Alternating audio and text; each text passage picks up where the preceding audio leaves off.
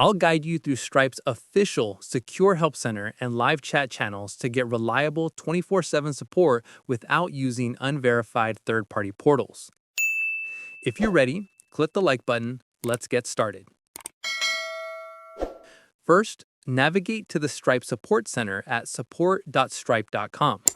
Use the search field or choose a popular topic to find immediate help via self-service articles. If self-service fails, you must initiate live contact. Scroll down on the support page and click the Contact Support link to head to the 24/7 Help Center. Sign in with your account credentials to log into your Stripe dashboard, account-specific live support. Once signed in, click the Help icon in the corner to open the support drawer. Choose the preferred method for urgent issues like disputed charges or payout problems. Click the chat option to start communicating via a text interface, as Stripe replies via email usually within 24 hours. Alternatively, choose the call option to request a phone call with a support representative for faster resolution. This is how you get reliable solutions for API integration errors, payment gateway setup, and billing inquiries directly from Stripe.